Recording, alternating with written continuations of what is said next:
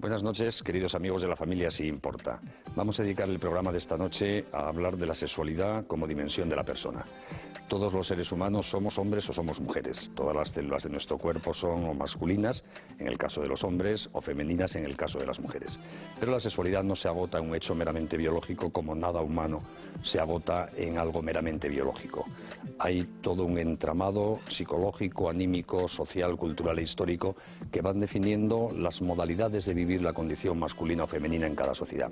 Y en nuestra época en concreto hay toda una ideología, la conocida como ideología de género, que pretende transmutar la consideración de lo masculino y lo femenino como si fuesen meras opciones culturales o voluntarias, de tal manera que cada uno podríamos definir la dimensión sexual de nuestra personalidad haciendo abstracción del carácter biológico de nuestro cuerpo como cuerpo masculino o femenino.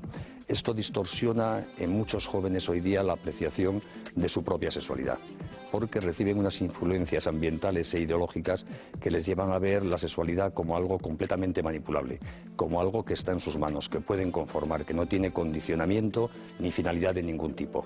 Y esto en ocasiones puede provocar patologías más o menos serias en la construcción de la propia personalidad en su dimensión sexual. Por eso es importante que los padres de familia también estemos atentos, toda la vida, pero especialmente en el desarrollo de la adolescencia, a cómo nuestros hijos van descubriendo su propia sexualidad, cómo van configurando su forma masculina o femenina de vivirse a sí mismos. Y si vemos en algún momento que se producen disfunciones o distorsiones, que nos preocupemos de ayudarles. Como siempre, los seres humanos somos libres, nuestros hijos son libres y por lo tanto tampoco en este ámbito de la sexualidad hay ningún determinismo. Nadie está abocado a ser no se sabe qué, a tener una determinada orientación sexual, a determinadas prácticas sexuales, porque somos libres. Más allá de las tendencias más o menos naturales del cuerpo, podemos decidir con libertad unos y otros cómo configurar la opción moral que oriente nuestra propia sexualidad. Y para eso a veces los padres hoy, por complejas que pueden ser las influencias que reciban nuestros hijos en ámbitos diversos, a través de la pandilla de amigos, de la escuela, de la moda, de los medios de comunicación, de las series de televisión, podemos necesitar que nos ayude alguien. Y en el caso de que veamos que no sabemos cómo ayudar a nuestros hijos, debemos preocuparnos de pedir ayuda. Siempre hay profesionales, personas con buena preparación, con experiencia en el tratamiento de casos similares, que nos pueden echar esa mano que complemente aquello a lo que nosotros no llegamos, para poder ayudar a nuestros hijos a que crezcan también en la configuración de la dimensión sexual de su personalidad de forma recta, sensata y humana, como a nosotros nos gustaría. Vamos en el programa de esta noche a hablar con dos personas expertas en la materia que seguro que nos van a iluminar mucho para nuestra actuación en la formación de nuestros hijos.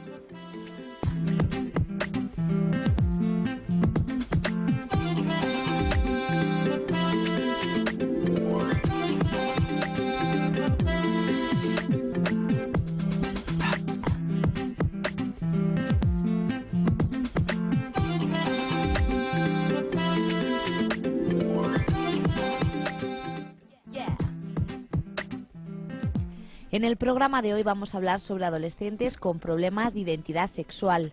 Intentaremos dar las claves a los familiares de cómo detectarlo y todas las ayudas para afrontar esta nueva situación. En esta ocasión también aprovecharemos la oportunidad de salir a la calle para ver qué piensan los ciudadanos sobre esta cuestión. Y en tan solo un minuto haremos un breve repaso de todo lo que acontece a la actualidad familiar. Comienza una nueva edición de La Familia Si Importa. Nos acompaña esta noche el doctor don Aquilino Polaino. Aquilino, buenas noches. Buenas noches. Yo creo que todos nuestros oyentes te conocen de sobra, porque eres una persona que lleva muchos años escribiendo, llevas muchos años de experiencia clínica, has tenido la valentía de participar en muchos debates públicos hablando de estos temas que nos importa, que es el matrimonio, que es la sexualidad, cómo educar. Por lo tanto, no voy a perder más tiempo en la presentación. Y voy a hacer, si te parece, algunas preguntas como muy sencillas, pero me parece que estamos en una época en que explicar lo obvio es bastante interesante. Aquilino, ¿qué es la sexualidad? Bueno, la sexualidad es una tendencia humana de atracción, pero mucho más compleja que una simple atracción, y que propende a la fusión, a la unión, a la comunión con otra persona de distinto sexo. Eso quiere decir que en esa tendencia están ensamblados pues las condiciones genéticas y lo que las hormonas dirigen un poco en nuestro comportamiento, el sistema nervioso central, fundamentalmente. La sexualidad es casi más cosa de cabeza que de órganos genitales, aunque también los órganos genitales. Pero luego ahí hay que ensamblar más piezas, ¿no? Porque también está la afectividad. Y está también las cogniciones. Y está el querer de la voluntad. Es decir, que en la especie humana no hay ningún comportamiento que sea sencillo. En este caso, se puede decir que la conducta sexual humana es un acto, un comportamiento humano más, pero enormemente complejo. Y el ensamblaje de todas esas piezas tampoco se da siempre igual, aunque sea la misma persona en el tiempo, y tiene un proceso de desarrollo lentísimo. Yo creo que yo siempre me he hecho esta pregunta y la quiero compartir con los demás.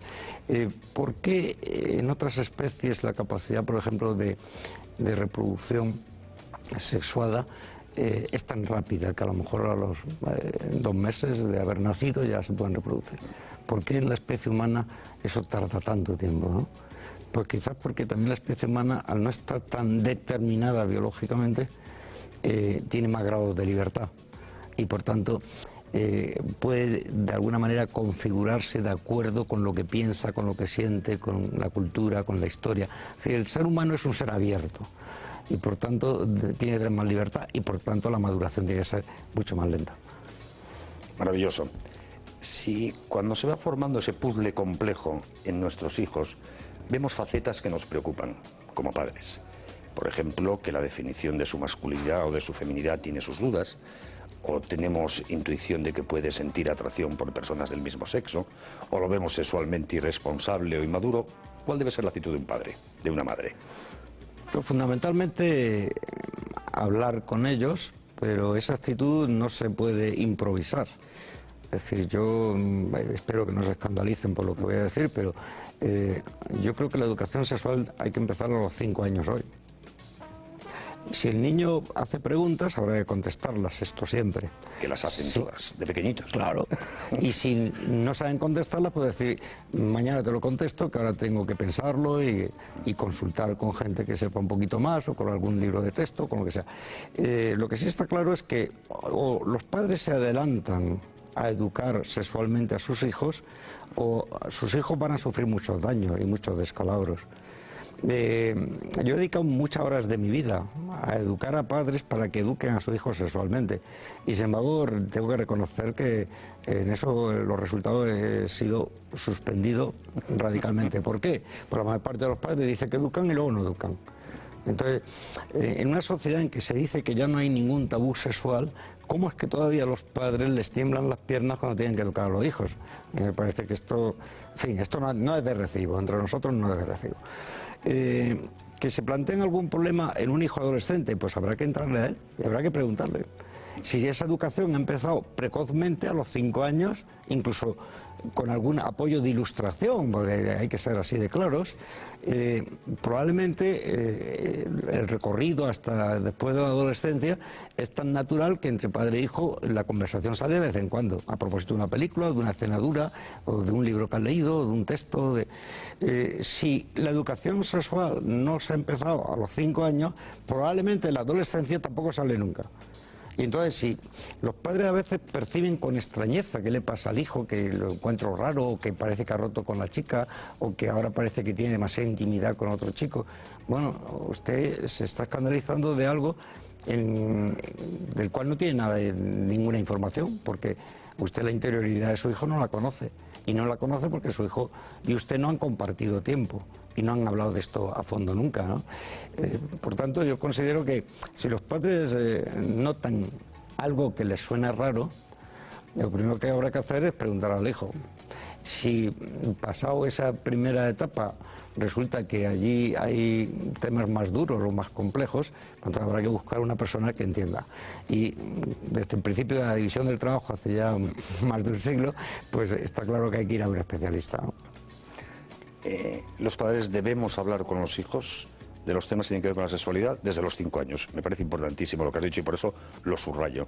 Y debemos generar el hábito de que haya confianza para hablar de estas cosas. Lo subrayo también. Yo tengo la sensación, Aquilino, de que hoy día hay más chicos y chicas que en la adolescencia afirman su homosexualidad de lo que era tradicional. No sé si existen estadísticas sobre estas cosas, pero quizá se han diluido algunas barreras psicológicas y morales que probablemente en otras épocas ayudaban un poco más a centrar a los chicos, a cada uno, en su sexualidad específica. Este problema que a veces agobia a muchos padres. ¿Hay alguien que sea homosexual o que sea heterosexual? ¿Juega la libertad en este terreno? ¿Se puede ayudar a las personas a reafirmar su orientación sexual? Bueno, el problema que planteas yo creo que es muy complejo. Es decir, a mí me da la impresión, tengo la certeza más que la impresión, de que